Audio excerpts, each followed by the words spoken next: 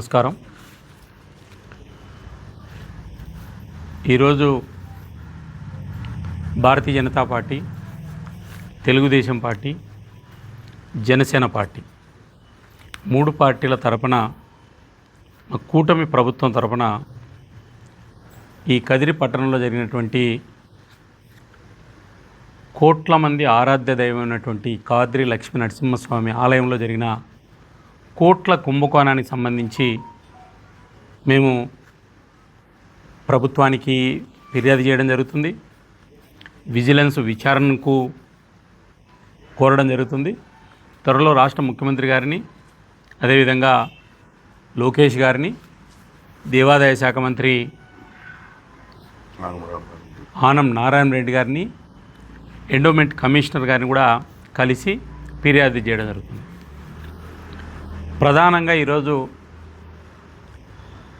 కదిరి లక్ష్మీ నరసింహస్వామి భృగతీర్థం కోనేరు భారతదేశంలో దక్షిణాది రాష్ట్రాల్లో పవిత్రమైనటువంటిది. సాక్షాత్తు భృగ మహర్షి వచ్చి ఇక్కడికి ప్రారంభించినటువంటి ఆలయంగా అనారోగ్యానికి గురైన వాళ్ళు నేరుగా కోనేరులోకి పోయి తీర్థంగా నీళ్లు తాగితే రోగాలు నయమవుతాయనేటువంటిది కోట్ల మంది భక్తుల యొక్క విశ్వాసము. దాన్ని ఆచరిస్తున్నారు. దురదృష్టం ఏంటంటే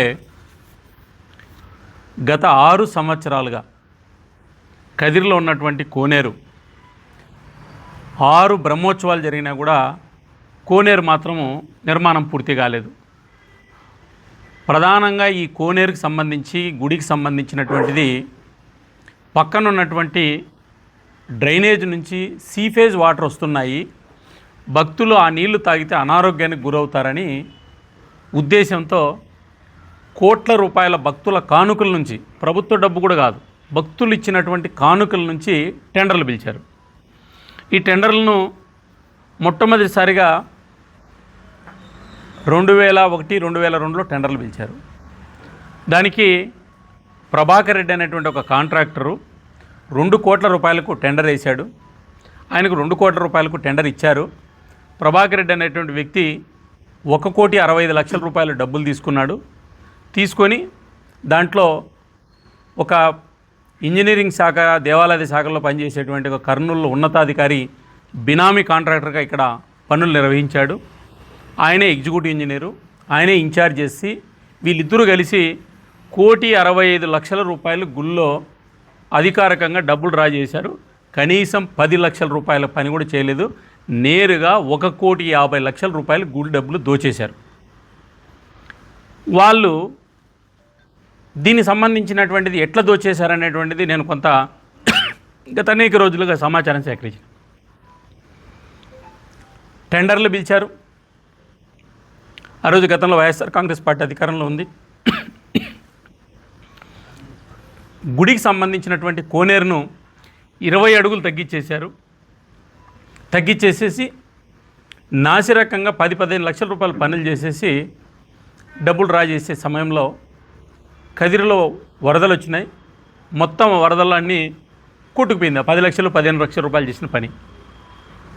దాన్ని ఎవరు ప్రూవ్ చేయాలా? దానికి ఏం చేశారు? మేము మొత్తం పని పూర్తి చేశాము అని 1,65,00,000 కొట్టేశారు. మళ్ళీ ఈ మధ్య మేము ఇంకా మిగతా 35 లక్షల పని కూడా పూర్తి చేసేసాము, మీరు మాకు ఆ డబ్బులు ఇవ్వండి అని చెప్పి ఈ 2 కోట్ల రూపాయలు కొట్టేసే దానికోసం ప్రయత్నం చేశారు. దీనిలో పంపకాల్లో తేడా వచ్చింది. కొంతమంది రాజకీయ నాయకులు కూడా దీంట్లో చేతివాటం ప్రదర్శించారు. ఒప్పందంలో తేడా వచ్చి ఎంబుక్కులు రికార్డు చేయడానికి గుళ్ళో ఉన్నటువంటి రికార్డులను కూడా తారుమారు చేశారు. సాక్షాత్ ఆ గుడికి సంబంధించినటువంటి ఒక సమాచార హక్కు చట్టం కింద లేఖలు పెడితే కూడా ఇవ్వలేదు. మేము ఎండోమెంట్ కమిషనర్ ఆఫీస్ నుంచి కొంత సమాచారాన్ని సేకరించడం జరిగింది. ఏకంగా 13/6/2023 కదిరి పట్టణానికి సంబంధించినటువంటి ఒక భక్తుడు రవి, అదేవిధంగా కొంతమంది న్యాయవాదులు ఇప్పటికీ 10 ఆర్టీఐలు వేయించారు. అక్కడికి ఒక్కరికి కూడా ఇవ్వలేదు. వాళ్ళు చెప్తున్నది ఏంటంటే మేము ఆర్టీఐ సమాచారం మేము ఇవ్వమని చెప్తున్నారు. ఏకంగా ఆర్టీఐ సమాచారం ఇవ్వమని చెప్తున్నది భారతదేశంలో 2005 సమాచార హక్కు చట్టం తర్వాత ఒకే ఒక్క ప్రభుత్వ కార్యాలయము కదిరి లక్ష్మీ నరసింహస్వామి ఆలయం. ఎందుకు ఆర్టీఐ ఇవ్వరు అనేటువంటిది కూడా ఇంతవరకు తెలియట్లేదు. 2 దీనికి సంబంధించినటువంటి ఎవరైతే మొదటి కాంట్రాక్టర్ ఉన్నాడో ఆయన పక్కకి వెళ్ళిపోయాడు. మళ్ళా ఒక ఆయన రెండో కాంట్రాక్టర్ పరిగణలోకి వచ్చాడు. ఆయన పేరు మల్లేశ్వర్ రెడ్డి. మల్లేశ్వర్ రెడ్డి అనేటువంటి వ్యక్తి కూడా 4 కోట్ల రూపాయలు మళ్ళా రెండోసారి టెండర్కు పిలిచారు. గతంలో 1,65,00,000 అయిపోయింది, 2 కోట్లు అయిపోయినాయి. ఇప్పుడు మళ్ళా ఈయన కొత్త రెండో కృష్ణుడు వచ్చాడు. ఈయన 4 కోట్ల రూపాయలకు టెండర్లు పిలిచారు. 4 కోట్ల రూపాయలకి ఈయన టెండర్ వేశాడు. ఎస్టిమేషన్ వాల్యూ 4 కోట్ల రూపాయలు. 5% ఎక్సెస్ టెండర్ వేశారు. ఈయనకు 5% ఎక్సెస్ కూడా టెండర్ ఇచ్చాడు. ఈయన అగ్రిమెంట్ ఏమో ఈ 4 కోట్ల రూపాయల్లో మొదటి దశలో 2 కోట్ల టెండర్ పిలిచిన దానికి 1,60,00,000 రూపాయలకు ఒక అగ్రిమెంటు వాల్యూ తయారు చేశారు. రెండోది ఇదే కాంట్రాక్టర్కే టెండర్ విలువకోకుండా మళ్ళా ఇంకొక 1.5 కోటికి అగ్రిమెంట్లు చేశారు. ఇది టెండర్ లేదు, ఇది సప్లిమెంటరీ అగ్రిమెంట్ అంటారు. ఇది పని చేస్తున్న కాంట్రాక్టర్కు ఆయన పని పూర్తి చేసిన తర్వాత ఒకవేళ అదనంగా పని ఉంటే ఆంధ్రప్రదేశ్ టెండర్ నిబంధనల ప్రకారము ఆయనకు ఎక్స్ట్రా పని ఇవ్వచ్చు. ఈయన ఒక ఆయన 2 కోట్లు కొట్టేశాడు, ఇంకొక ఆయన 4 కోట్ల టెండర్ పిలిచాడు. ఆయనే మళ్ళా ఇంకొక టెండర్ సప్లిమెంటరీ అగ్రిమెంట్ చేస్తున్నాడు. పోని దీంట్లో ఇంకా చాలా interesting story. Electronic media, print మీడియాకి నేను ఈ ఆధారాలన్నీ ఇస్తాను, మీరు కూడా ఎగ్జామిన్ చేయండి. అవసరమైతే దాని మీద మీరు పరిశీలించండి. కాంట్రాక్టరు 19/3/2023లో టెండర్ వేస్తాడు. ఆయన పేరు రామలింగేశ్వర కన్స్ట్రక్షన్స్. ఆయన ఓనర్ వచ్చేసి మల్లేశ్వర్ రెడ్డి. ఈయన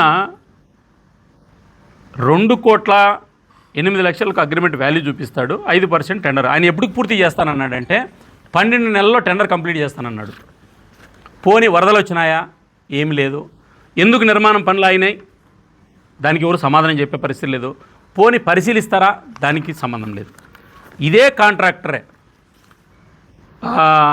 సరిగ్గా 6 నెలలకే 23/11/2023 ఇదెప్పుడు అదే సంవత్సరమే 6వ నెల 12 నెలల్లో పూర్తి కావాల్సిన టెండరు ఈయనకు 6 నెలలకే ఈయనకు సప్లిమెంటరీ కాంట్రాక్ట్ ఇచ్చేస్తారు.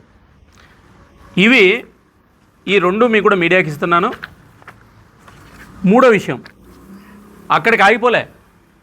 ఇదంతా పని అయిపోయిందని చెప్పి మళ్ళీ ఒక 40 లక్షల రూపాయల కాంపౌండ్ వాళ్ళకు మళ్ళీ ఇప్పుడు ఇంకో టెండర్ రెడీ చేశారు. ఈ మధ్యలో ఈ కాంట్రాక్టర్కు, కొంతమంది అధికారులకు, ఇంకా కొంతమంది ప్రముఖులకు ఎవరెవరికి తేడా ఇచ్చామని తెలిసి ఆయన ఊరు ఎల్లగొట్టేసి నువ్వు వర్క్ ఆపేయాలని చెప్పేసి వాడిని ఖాళీ చేపించేశారు. అంటే 6 నెలల్లో పూర్తి అయిపోయేటువంటి కోనేరు, ఏదైతే 100 సంవత్సరాలుగా ఉన్న కోనేరును నిబంధనలు ఉల్లంఘించి 20 అడుగులు తగ్గించేసి మళ్ళీ దాన్ని మొదట 2 కోట్లు, మళ్ళీ 4 కోట్లు, మళ్ళీ ఇప్పుడు ఒక 2 కోట్లు. అంటే పోనీ ఈ డబ్బులన్నీ ఎవరివి? అంటే ఇది మొత్తం కదిరి లక్ష్మీనరసింహస్వామి కోనేరులో కోట్లు కొట్టేశారు. దీని సమగ్రమైనటువంటి విచారణ జరపాలనేటువంటిది మా ప్రభుత్వంలో ఇట్లాంటివి క్షమించే ప్రసక్తి లేదు. మా ప్రభుత్వంలో ఇలాంటివి నడవు. ఎన్డీఏ కూటమి ప్రభుత్వంలో ఇలాంటివి ఎవరన్నా ఎన్డీఏ కూటమి పేరుతో ఎవరైనా డబ్బులు వసూలు చేసింటే కూడా అధికారులు బయట పెడితే మేము వాళ్ళ మీద కూడా ప్రభుత్వాన్ని ఫిర్యాదు చేస్తాం. రెండోది,